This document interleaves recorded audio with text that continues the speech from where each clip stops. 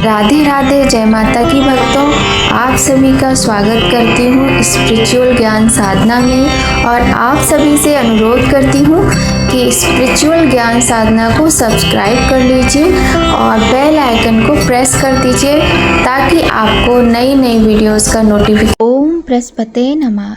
जय माता की। राधे राधे भक्तों, कैसे हैं आप सभी लोग। आशा करते हैं भगवान की कृपा से सभी लोग बहुत अच्छे होंगे। प्रिय भक्तों, आज बृहस्पतिवार का दिन है। बृहस्पतिवार का दिन भगवान विष्णु को ही समर्पित है। कहते हैं जो व्यक्ति हर गुरुवार भगवान बृहस्पति देव की पूजा करता है अथवा कथा सुनता है, गुरु बृहस्पति उसकी समस्त परेशानियों को दूर करके उस पर अपना आशीर्वाद बनाए रखते हैं। गुरुवार व्रत पूजा कथा में कई बातें ऐसी बताई गई हैं जिन्हें मनुष्य को ध्यानपूर्वक अपनाना चाहिए। कहते हैं जो व्यक्ति श्रद्धा भाव से गुरुवार को भगवान विष्णु की पूजा करता है और गुरुवार व्रत की कथा पढ़ता या सुनता है, उसकी गरीबी और कष्ट को भगवान बृहस्पति देव, भगवान विष्णु अतिशीघ्र दूर करते हैं। प्रिय भक्तों, बृहस्पतिवार का व्रत किसी भी महीने के शुक्ल पक्ष से आप प्रारंभ कर सकते हैं। साथ ही इस दिन पीले रंग के वस्त्र पहनने चाहिए और इसके कुछ नियम हैं जिनका पालन करते हुए इस व्रत को करने से हमारी गरीबी दूर होती है, विद्या की प्राप्ति होती है, संतान की प्राप्ति होती है, शीघ्र विवाह होता है अथवा कोई भी मनोकामना हो वह अतिशीघ्र पूर्ण होती है। बृहस्पतिवार के दिन सूर्योदय से पहले उठें, नित्य कर्म से निवृत्त होकर पीले वस्त्र पहने, इसके बाद पूरे घर में गंगा जल छिड़कें। इसके बाद पूजा घर में श्री हरि विष्णु की मूर्ति या फिर चित्र स्थापित करें।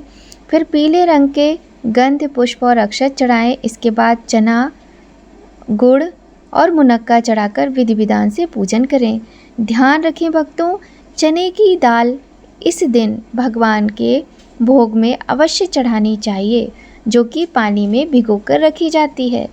इसके बाद धर्मशास्त्रार्थ तत्वज्ञ ज्ञान विज्ञान पारग विविधार्थे हराचिन्त्य देवाचार्य नमोस्तुते, इस मंत्र का जाप करें। इसके बाद व्रत की कथा पढ़नी चाहिए और केले के पेड़ का पूजन इस दिन अवश्य ही करना चाहिए।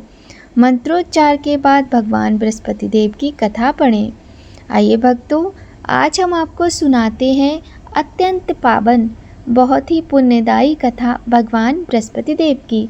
आप सभी जानते ही हैं कि भगवान विष्णु का ही एक रूप भगवान बृहस्पति देव के रूप में माना जाता है। बृहस्पति देव वैसे तो एक ग्रह हैं, किंतु हमारी कुंडली में यदि बृहस्पति ग्रह का कोई दोष है तो हमें भगवान विष्णु के इस स्वरूप की पूजा अवश्य करनी चाहिए। आइए भक्तों, प्रारंभ करते हैं अत्यंत पावन, पुण्यदायी, सुखदायी पौराणिक कथा। बोलिए गणेश भगवान की जय, गौरी शंकर भगवान की जय, लक्ष्मी नारायण भगवान की जय, बोलिए बृहस्पति देव भगवान की जय। प्राचीन समय की बात है। भारतवर्ष में एक राजा राज्य करता था। वह बड़ा प्रतापी और दानी था। वह नित्य गरीबों और ब्राह्मणों की सेवा सहायता करता था। वह प्रतिदिन मंदिर में भगवान के दर्शन को जाता था, लेकिन उसकी रानी को ये बात अच्छी नहीं लगती थी। वह ना ही भगवान का पूजन करती थी और ना ही दान करने में उसका मन लगता था। एक दिन राजा शिकार खेलने वन को गए हुए थे तो रानी और दासी महल में अकेली थी। उसी समय बृहस्पति देव साधु वेश में राजा के महल में भिक्षा के लिए गए और भिक्षा मांगी तो रानी ने भिक्षा देने से मना कर दिया। रानी ने कहा कि हे साधु महाराज, मैं तो दान पुण्य से तंग आ गई हूँ। इस कार्य के लिए मेरे पतिदेव ही बहुत हैं। अब आप ऐसी कृपा करें कि सारा धन नष्ट हो जाए और मैं आराम से रह सकूं। साधु ने कहा, देवी तुम तो बड़ी विचित्र हो। धन और संतान से भला कौन दुखी होता है? इसकी तो कामना सभी करते हैं।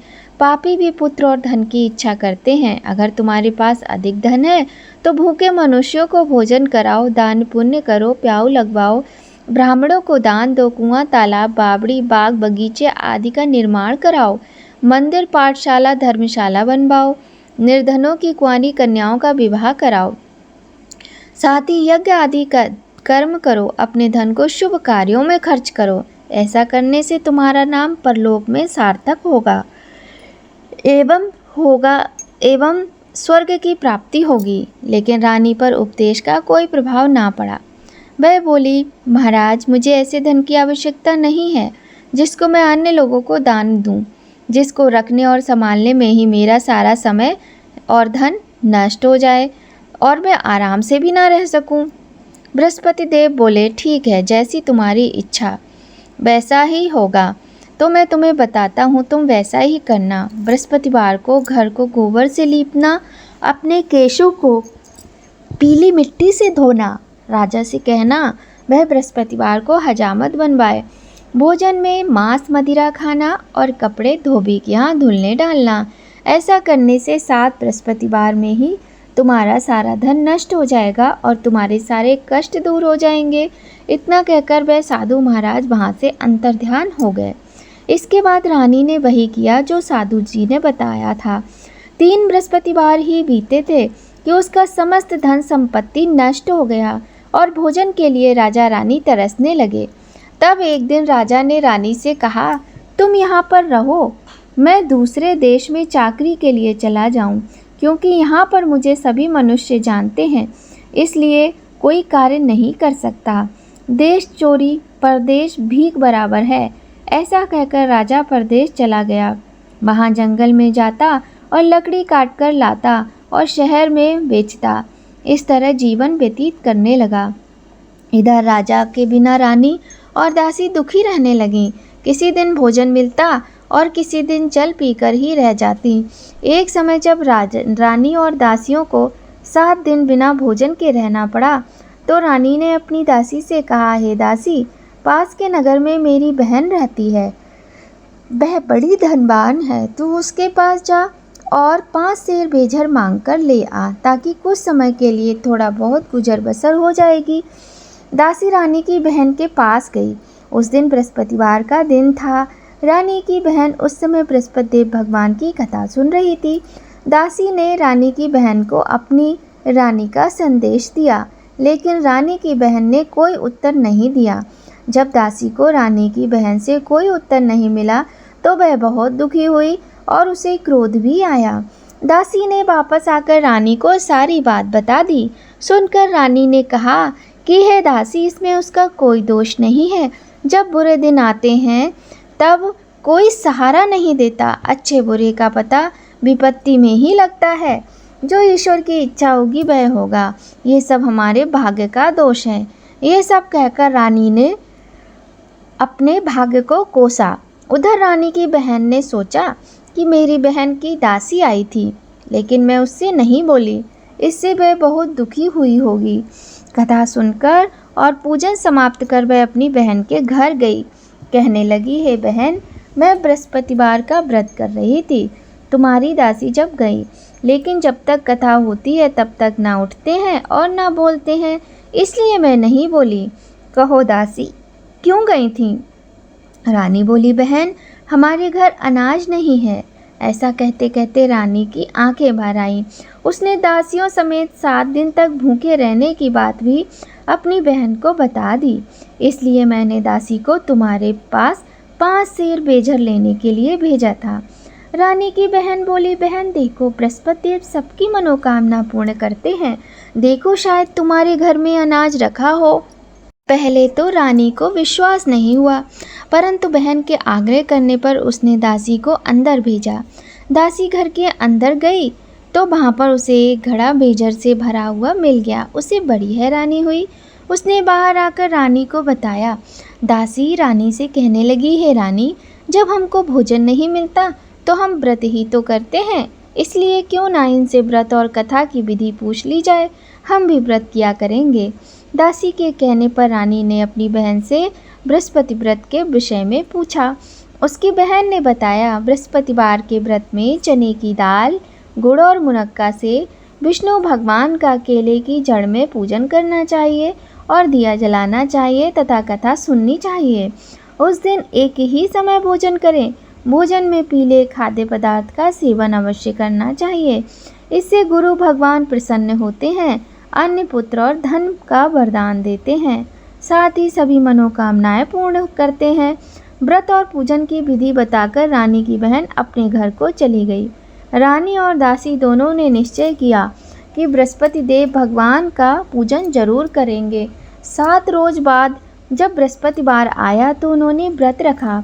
गुड़साल में जाकर चना और गुड़ बीन कर ले आई तथा उसकी दाल से केले की जड़ का पूजन किया। भगवान विष्णु का पूजन किया। अब पीला भोजन कहाँ से आए, दोनों बड़ी दुखी हुई, परंतु उन्होंने व्रत किया था, इसलिए बृहस्पति भगवान प्रसन्न थे। एक साधारण व्यक्ति के रूप में वे 2 थालों में पीला भोजन लेकर आए और दासी को देकर बोले, हे दासी, ये भोजन तुम्हारे और तुम्हारी रानी के लिए है, इसे तुम दोनों ग्रहण करना। दासी भोजन पाकर बड़ी प्रसन्न हुई। उसने रानी से कहा, चलो रानी जी भोजन कर लो, परंतु रानी को भोजन के बारे में कुछ पता ही नहीं था, इसलिए उसने कहा कि जा तू ही भोजन कर, क्यों व्यर्थ में हमारी हंसी उड़ाती है। तब दासी ने कहा, रानी, एक व्यक्ति भोजन दे गया है। तब रानी ने कहा, वह व्यक्ति तो तेरे लिए ही भोजन दिया गया है, तू ही भोजन कर। तब दासी ने कहा, वह व्यक्ति हम दोनों के लिए 2 थालों में भोजन देकर गया है, इसलिए मैं और आप दोनों साथ साथ भोजन करेंगे। यह सुनकर रानी बहुत प्रसन्न हुई और दोनों ने गुरु भगवान को नमस्कार कर भोजन किया। उसके बाद से वे प्रत्येक बृहस्पतिवार को गुरु भगवान का व्रत और पूजन करने लगी। बृहस्पति भगवान की कृपा से उनके पास धन हो गया, लेकिन रानी फिर पहले की तरह आलस्य करने लगी। तब दासी बोली, देखो रानी, पहले तुम इसी प्रकार आलस्य करती थी, तुम्हें धन रखने में कष्ट होता था, इस कारण सभी धन नष्ट हो गया। अब गुरु भगवान की कृपा से धन मिला है तो फिर तुम्हें आलस्य होता है। बड़ी मुसीबतों के बाद हमने ये धन पाया है, इसलिए हमें दान पुण्य करना चाहिए। अब तुम भूखे मनुष्यों को भोजन कराओ, प्याऊ लगवाओ, ब्राह्मणों को दान दो, कुआं, तालाब, बावड़ी और बाग बगीचे आदि का निर्माण कराओ, मंदिर, पाठशाला और धर्मशाला बनवाकर दान दो, निर्धनों की कुंवारी कन्याओं का विवाह कराओ, साथ ही यज्ञ आदि कर्म करो और अपने धन को शुभ कार्यों में खर्च करो, जिससे तुम्हारे कुल का यश बढ़ेगा और स्वर्ग प्राप्त होगा, पितर भी प्रसन्न होंगे। दासी की बात मानकर रानी शुभ कर्म करने लगी, उसका यश फैलने लगा। एक दिन रानी और दासी आपस में विचार करने लगीं कि ना जाने राजा किस दशा में होंगे, उनकी कोई खोज खबर भी नहीं है। उन्होंने श्रद्धा पूर्वक बृहस्पति देव भगवान से प्रार्थना की कि राजा जहाँ कहीं भी हो शीघ्र वापस आ जाएं। उसी रात्रि को बृहस्पति देव ने राजा को स्वप्न में कहा कि हे राजा, उठ, तेरी रानी तुझे याद करती है, अपने देश को लौट जा। राजा प्रातःकाल उठा और जंगल से लकड़ी काटने के लिए जंगल की ओर चल पड़ा। जंगल से गुजरते हुए विचार करने लगा कि रानी की गलती से उसे कितने दुख भोगने पड़े। राजपाट छोड़कर जंगल में आकर रहना पड़ा, जंगल से लकड़ी काटकर शहर में बेचकर गुजारा करना पड़ा। ऐसी बातों को याद करके राजा अत्यंत व्याकुल होकर दुखी होने लगा। उसी समय राजा के पास बृहस्पति देव भगवान साधु के वेश में आकर बोले, हे लकड़हारे, तुम इस सुनसान जंगल में किस चिंता में बैठे हो, मुझे बतलाओ। ये सुन राजा के नेत्रों में जल भर आया। साधु की वंदना कर राजा ने अपनी संपूर्ण कहानी सुना दी। महात्मा दयालु होते हैं। वे राजा से बोले, हे राजा, तुम्हारी पत्नी ने बृहस्पति देव के प्रति अपराध किया था, जिसके कारण तुम्हारी ये दशा हुई है। अब तुम चिंता मत करो, भगवान तुम्हें पहले से अधिक धन देंगे। देखो, तुम्हारी पत्नी ने बृहस्पतिवार का व्रत शुरू कर दिया है। अब तुम भी बृहस्पतिवार के व्रत में चने की दाल, गुड़ और मुनक्का से विष्णु भगवान का केले के वृक्ष की जड़ में पूजन करो और दिया जलाकर कथा सुनो। उस दिन एक ही समय भोजन करना, लेकिन भोजन में पीले खाद्य पदार्थ का सेवन अवश्य करना। भगवान तुम्हारी सभी कामनाओं को पूर्ण करेंगे। साधु की बात सुनकर राजा बोला, हे प्रभु, लकड़ी बेचकर तो इतना पैसा नहीं बचता जिससे भोजन के उपरांत कुछ बचा सकूं। मैंने रात्रि में अपनी रानी को व्याकुल देखा है। मेरे पास कोई साधन नहीं जिससे उसका समाचार जान सकूं। फिर मैं कौन सी कहानी कहूँ, मुझे कुछ भी नहीं मालूम है। साधु ने कहा, हे राजा, मन में बृहस्पति भगवान की पूजन व्रत का निश्चय करो, वे स्वयं तुम्हारे लिए कोई राह निकाल देंगे। बृहस्पतिवार के दिन तुम रोजाना की तरह लकड़ियाँ लेकर शहर में जाना, तुम्हें रोज से दुगना धन प्राप्त होगा, जिससे तुम भली भांति भोजन भी कर लोगे और बृहस्पति देव की पूजा की सामग्री भी आ जाएगी। इतना कहकर साधु महात्मा अंतर्ध्यान हो गए। धीरे धीरे समय व्यतीत होने पर फिर बृहस्पतिवार का दिन आया। लकड़हारा जंगल से लकड़ी काटकर किसी शहर में बेचने गया। उसे उस दिन और दिन की अपेक्षा अधिक पैसा मिला। राजा ने चने की दाल, गुड़ और मुनक्का लाकर गुरुवार का व्रत किया।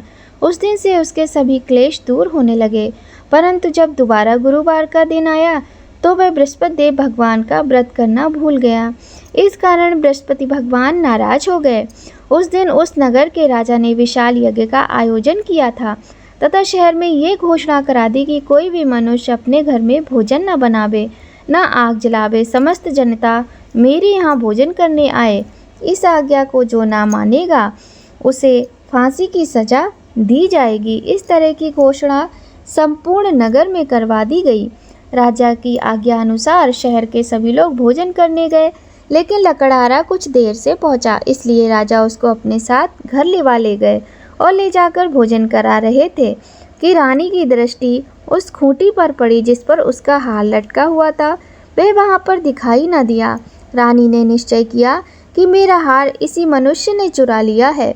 उसी समय सिपाहियों को बुलाकर उसको कारागार में डलवा दिया। जब लकड़हारा कारागार में पड़ गया और बहुत दुखी होकर विचार करने लगा कि ना जाने कौन से पूर्व जन्म के कर्म से मुझे ये दुख प्राप्त हुआ है, और उसी साधु को याद करने लगा जो जंगल में मिला था। उसी समय तत्काल बृहस्पति देव भगवान साधु के रूप में प्रकट हुए और उसकी दशा को देखकर कहने लगे, अरे मूर्ख, तूने बृहस्पति देव की कथा नहीं की, इस कारण तुझे दुख प्राप्त हुआ है। अब चिंता मत कर। बृहस्पति भगवान ने जब तुझे ये दुख दिया है तो वही तेरे दुख को दूर भी करेंगे। बृहस्पतिवार के दिन कारागार के दरवाजे पर तुझे 4 पैसे पड़े मिलेंगे। उनसे तू भगवान बृहस्पति देव की पूजा करना तो तेरे सभी कष्ट दूर हो जाएंगे। बृहस्पतिवार के दिन उसे 4 पैसे पड़े मिले। लकड़हारे ने कथा कही। उसी रात्रि को बृहस्पति देव ने उस नगर के राजा को स्वप्न में कहा, हे राजा, तुमने जिस आदमी को कारागार में बंद कर दिया है वह निर्दोष है, वह राजा है, उसे छोड़ देना। रानी का हार उसी खूंटी पर लटका हुआ है। अगर तू ऐसा नहीं करेगा तो मैं तेरे राज्य को नष्ट कर दूंगा। इस तरह रात्रि के स्वप्न को देखकर राजा प्रातःकाल उठा और खूंटी पर हार देखकर लकड़हारे को बुलाकर क्षमा मांगी तथा लकड़हारे को योग्य सुंदर वस्त्र आभूषण देकर विदा कर दिया। बृहस्पति देव की आज्ञा अनुसार लकड़हारा अपने नगर को चल दिया। राजा जब अपने नगर के निकट पहुंचा तो उसे बड़ा आश्चर्य हुआ। नगर में पहले से अधिक बाग, तालाब, कुएं तथा बहुत सी धर्मशाला, मंदिर आदि बन गए हैं। राजा ने पूछा, ये किसका बाग और धर्मशाला है? तब नगर के सब लोग कहने लगे कि ये सब रानी और बांदी के हैं। तो राजा का आश्चर्य और बढ़ गया और क्रोध भी आया। जब रानी ने ये खबर सुनी कि राजा आ रहे हैं तो उसने बांदी से कहा कि हे दासी, देख, राजा हमको कितनी बुरी हालत में छोड़ गए थे। हमारी ऐसी हालत देखकर कहीं वह लौट ना जाए, इसलिए तू दरवाजे पर खड़ी हो जा। आज्ञा अनुसार दासी दरवाजे पर खड़ी हो गई। राजा आए तो उन्हें अपने साथ लिवा ले गई। तब राजा ने क्रोध करके अपनी रानी से पूछा कि ये धन तुम्हें कैसे प्राप्त हुआ है? तब उन्होंने कहा, हमें यह सब धन बृहस्पति देव के व्रत के प्रभाव से प्राप्त हुआ है। राजा ने निश्चय किया कि 7 रोज बाद तो सभी बृहस्पति देव का पूजन करते हैं, परंतु मैं प्रतिदिन दिन में 3 बार कहानी कहूँगा और रोज व्रत किया करूँगा। अब हर समय राजा के दुपट्टे में चने की दाल बंधी रहती और राजा दिन में 3 बार कहानी कहता। एक रोज राजा ने विचार किया कि चलो अपनी बहन के घर हो आए। इस तरह निश्चय कर राजा घोड़े पर सवार हो अपनी बहन के यहाँ को चलने लगा। मार्ग में उसने देखा कि कुछ आदमी एक मुर्दे को लिए जा रहे हैं। उन्हें रोककर राजा कहने लगे, अरे भाइयों, मेरी बृहस्पति देव की कथा तो सुन लो। वे बोले, लो, हमारा तो आदमी मर गया, इसको अपनी कथा की पड़ी है। परंतु कुछ आदमी बोले, अच्छा कहो, हम तुम्हारी कथा भी सुनेंगे। राजा ने दाल निकाली और जब कथा आदि हुई कि मुर्दा हिलने लग गया और जब कथा समाप्त हो गई तो राम राम करके मनुष्य खड़ा हो गया। आगे मार्ग में उसे एक किसान खेत में हल चलाता मिला। राजा ने उसे देख उससे कहा, अरे भैया, तुम मेरी बृहस्पतिवार की कथा सुन लो।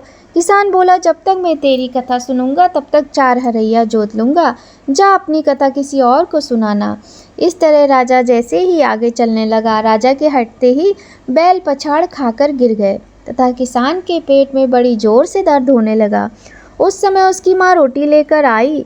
उसने जब ये देखा तो अपने पुत्र से सब हाल पूछा। बेटे ने सब कुछ बता दिया।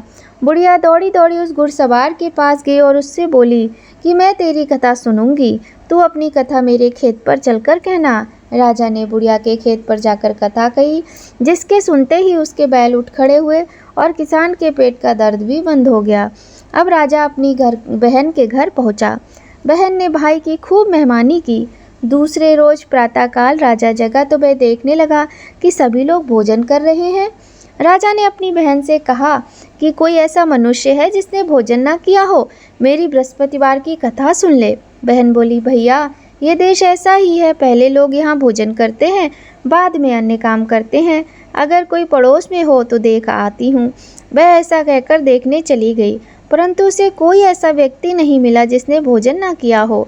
अतः वह एक कुमार के घर गई जिसका लड़का बीमार था। उसे मालूम ही हुआ कि उनके यहाँ 3 रोज से किसी ने भोजन नहीं किया है। रानी ने अपने भाई की कथा सुनने के लिए कुम्हार से कहा तो वह तैयार हो गया। राजा ने जाकर बृहस्पतिवार की कथा कही, जिसको सुनकर उसका लड़का ठीक हो गया। अब तो राजा की चारों ओर प्रशंसा होने लगी। एक रोज राजा ने अपनी बहन से कहा कि हे बहन, अब हम अपने घर को जाएंगे, तुम भी तैयार हो जाओ। राजा की बहन ने अपनी सास से कहा। सास ने कहा, हाँ चली जा, परंतु अपने लड़कों को मत ले जाना, क्योंकि तेरे भाई के कोई औलाद नहीं है। बहन ने अपने भैया से कहा, हे भैया, मैं तो चलूँगी पर कोई बालक नहीं जावेगा। राजा बोला, जब बालक नहीं जाएगा तब तुम क्या करोगी। बड़े दुखी मन से राजा अपने नगर को लौट आया। राजा ने अपनी रानी से कहा, हम निर्वंशी हैं, हमारा मुँह देखने का धर्म नहीं है और कुछ भोजन आदि नहीं किया। रानी बोली, हे प्रभु, बृहस्पति देव ने हमें सब कुछ दिया है, वह हमें औलाद अवश्य देंगे। उसी रात को बृहस्पति देव ने राजा से स्वप्न में कहा, हे राजा, उठ, सभी सोच को त्याग दे, तेरी रानी गर्भ से है। राजा की यह बात सुनकर बड़ी खुशी हुई। जब राजा ने यह बात सुनी, 9वें महीने में उसके गर्भ से एक सुंदर पुत्र प्राप्त हुआ। तब राजा बोला, हे रानी, स्त्री बिना भोजन के रह सकती है, पर बिना कहे नहीं रह सकती। जब मेरी बहन आए तो तुम उससे कुछ ना कहना। रानी ने सुनकर हाँ कर दिया। जब राजा की बहन ने यह शुभ समाचार सुना तो वह बहुत खुश हुई और बधाई लेकर अपने भैया के यहाँ आई। तब रानी ने कहा, घोड़ा चढ़कर तो नहीं आई, गधा चढ़ी आई। राजा की बहन बोली, भाभी, मैं इस प्रकार न कहती तो तुम्हें औलाद कैसी होती। बृहस्पति देव ऐसे ही हैं, जैसे जिसकी मनोकामनाएं होती हैं सभी को पूर्ण करते हैं। जो सद्भावना पूर्वक बृहस्पतिवार की व्रत करता है, कथा पढ़ता या सुनता है और दूसरों को सुनाता है, बृहस्पति देव भगवान उसकी समस्त मनोकामनाएं पूर्ण करते हैं। आइए भक्तों, अब हम सुनाते हैं बृहस्पति देव भगवान की दूसरी कथा। बोलिए गणेश भगवान की जय, बृहस्पति देव भगवान की जय। प्राचीन काल में एक ब्राह्मण रहता था। वह बहुत निर्धन था, उसके कोई संतान नहीं थी। उसकी स्त्री बहुत ही मलिनता के साथ रहती थी, ना तो वह स्नान करती और ना ही देवताओं का पूजन करती। इससे ब्राह्मण देव बड़े ही दुखी रहते थे। बेचारे बहुत कुछ कहते थे, किंतु उसका कुछ परिणाम न निकलता। भगवान की कृपा से ब्राह्मण की स्त्री के कन्या रूपी रत्न पैदा हुआ। कन्या बड़ी होने पर प्रातः स्नान करके विष्णु भगवान का जाप व बृहस्पतिवार का व्रत करने लगी। अपने पूजन पाठ को समाप्त करके विद्यालय जाती तो अपनी मुट्ठी में जौ भर के ले जाती और पाठशाला के मार्ग में डालती जाती। जब वापस आती तो ये जौ स्वर्ण के हो जाते और वह उन्हें बीनकर घर ले आती थी। एक दिन वह बालिका सूप में उस सोने के जौ को फटक कर साफ कर रही थी कि उसके पिता ने देख लिया और कहा, हे बेटी, सोने के जौ के लिए सोने का सूप भी तो होना चाहिए। दूसरे दिन बृहस्पतिवार था। इस कन्या ने व्रत रखा और बृहस्पति देव से प्रार्थना की, मैंने आपकी पूजा यदि सच्चे मन से की हो तो मुझे सोने का सूप दे दो। बृहस्पति देव ने उसकी प्रार्थना को स्वीकार कर लिया। रोजाना की तरह वह कन्या जौ फैलाती हुई जाने लगी। जब लौटकर जौ बीन रही थी तो उसे रास्ते में बृहस्पति देव की कृपा से सोने का सूप मिला। उसे वह घर ले आई और उसमें जौ साफ करने लगी, परंतु उसकी माँ का वही ढंग रहा। एक दिन की बात है कि वह कन्या सोने के सूप में जौ साफ कर रही थी। उसी समय उस शहर का राजपुत्र वहां से होकर निकला।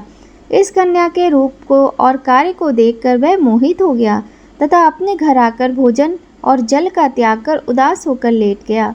राजा को इस बात का पता चला तो अपने प्रधानमंत्री के साथ उसके पास गया और बोले, हे बेटा, तुम्हें किस बात का कष्ट है? किसी ने अपमान किया है अथवा और कोई कारण है? जो भी है मुझसे कहो, मैं वही कार्य करूँगा जिससे तुम्हें प्रसन्नता होगी। अपने पिता की राजकुमार ने बातें सुनी तो वह बोला, मुझे आपकी कृपा से किसी बात का दुख नहीं है। मेरा किसी ने अपमान नहीं किया है, परंतु मैं उस लड़की से विवाह करना चाहता हूँ जो सोने के सूप में जौ साफ कर रही थी। यह सुनकर राजा आश्चर्य में पड़ गया और बोला, हे बेटा, इस तरह की कन्या का पता तो तुम ही लगाओ, मैं उसके साथ तुम्हारा विवाह अवश्य ही कर दूंगा। राजकुमार ने उस लड़की के घर का पता बतलाया। तब मंत्री उस लड़की के घर गए और ब्राह्मण देवता को सभी हाल बताया। ब्राह्मण देवता राजकुमार के साथ अपनी कन्या का विवाह करने के लिए तैयार हो गए तथा विधि विधान के अनुसार ब्राह्मण की कन्या का विवाह राजकुमार के साथ हो गया। कन्या के घर से जाते ही वहां पहले की भांति उन ब्राह्मण देवता के घर में गरीबी का वास हो गया। अब भोजन के लिए भी अन्न बड़ी मुश्किल से मिलता था। एक दिन दुखी होकर ब्राह्मण देव अपनी पुत्री के पास गए। पुत्री ने पिता की दुखी अवस्था को देखा और अपनी माँ की का हाल पूछा। तब ब्राह्मण देव ने सभी हाल कह सुनाया। कन्या ने बहुत सा धन देकर अपने पिता को विदा कर दिया। इस तरह ब्राह्मण का कुछ समय सुखपूर्वक व्यतीत हो गया। कुछ दिन बाद फिर वही हाल हो गया। ब्राह्मण फिर अपनी कन्या के यहाँ गया और सारा हाल कहा तो वह बोली, हे पिताजी, आप माताजी को यहाँ लिवा लाओ, मैं उन्हें विधि बता दूंगी जिससे गरीबी दूर हो जाए। ब्राह्मण देवता अपनी स्त्री को साथ लेकर पहुँचे तो माँ को वह समझाने लगी, हे माँ, तुम प्रातःकाल प्रथम स्नान आदि करके विष्णु भगवान का पूजन करो तो सब दरिद्रता दूर हो जाएगी। परंतु उसकी माँ ने एक भी बात नहीं मानी और प्रातःकाल उठकर अपनी पुत्री के बच्चों की जूठन को खा लिया। इससे इसकी पुत्री को भी बहुत गुस्सा आया और उसने एक रात को कोठरी से सभी सामान बाहर निकालकर अपनी माँ को उसमें बंद कर दिया।